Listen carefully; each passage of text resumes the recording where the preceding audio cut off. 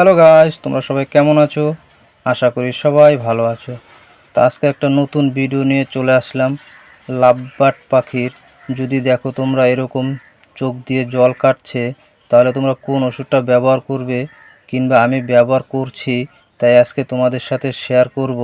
যেহেতু আমি ওষুধটা লাগিয়ে খুবই একটা উপকার পেয়েছি, তাই তোমাদের সাথে শেয়ার করলাম। তো লাভবার্ড বাচ্চা পাখির যদি দেখো এই রকম, কিংবা বড় পাখিরও যদি দেখো চোখ দিয়ে এরকম জল কাটছে, তাহলে তোমরা যেই ডবটা ব্যবহার করবে তোমাদেরকে অবশ্যই দেখিয়ে দেব। যেহেতু বাচ্চা পাখির এরকম সমস্যা হলে বাঁচাতে খুবই একটা কষ্ট হয়ে যায়।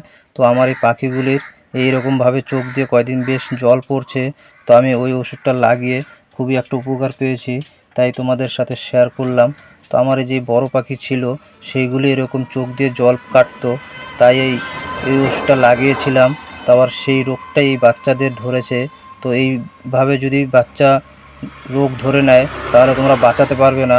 তার চাইতে যেটা করতে হবে তোমাদের, অবশ্যই বাচ্চার খেয়াল রাখতে হবে। যেহেতু বাচ্চা এদেরকে চোখ দিয়ে সমস্যা হলে এই চোখের খুবই একটা সমস্যা হয়ে যাবে, তখন তোমরা এই পাখিকে আর বাঁচাতে পারবে না। তাহলে তোমাদের আমি যেই ডবটা ব্যবহার করছি, তোমরাও এইরকমভাবে এই ডবটা ব্যবহার করবে, তাহলে দেখবে বাচ্চাগুলি অবশ্যই বেঁচে যাবে। আর লাভবার্ড পাখির এরম ধরনের রোগ খুবই একটা খারাপ রোগ। এই রোগ হলে পাখি বাঁচাতে খুবই একটা কষ্ট হয়ে যায়।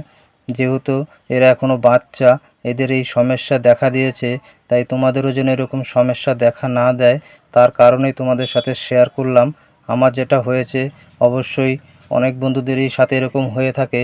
তার চাইতে আগের থেকেই পাখিকে সবসময় কেয়ার করবে, নয়তো কি দেখা যাবে এইভাবে যদি বাচ্চার চোখ দিয়ে জল কাটে, তাহলে বাচ্চাটাকে আর বাঁচাতে পারবে না, তাহলে বাচ্চা অবশ্যই মারা যাবে। তো এইখানেই দেখো আমার এই বাচ্চাটার অনেকটাই চোখ দিয়ে জল কাটছে। তো এই জলগুলো বেশ কয়দিন ধরেই কাটছিল, তাই আমি ওষুধটা লাগিয়ে খুবই উপকার পেয়েছি। তার কারণেই তোমাদের সাথে শেয়ার করলাম। তো আমার এখানে এখন বাচ্চাগুলির বয়স হয়েছে মাত্র 25 দিন বয়স হয়েছে। তো এদের একটা সমস্যা হয়েছে এখন। এই সমস্যাগুলি খুবই একটা খারাপ, পাখির যদি চলে আসে তাহলে পাখিকে বাঁচানো যায় না।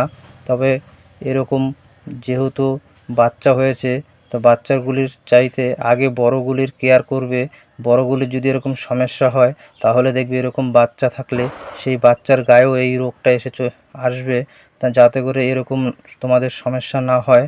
তো এই যে আমি যে ওষুধটা ব্যবহার করে তোমার উপকার পেয়েছি, তাই তোমাদের সাথে শেয়ার করলাম। তোমরাও এই ওষুধটা ব্যবহার করো, খুবই একটা ভালো ওষুধ।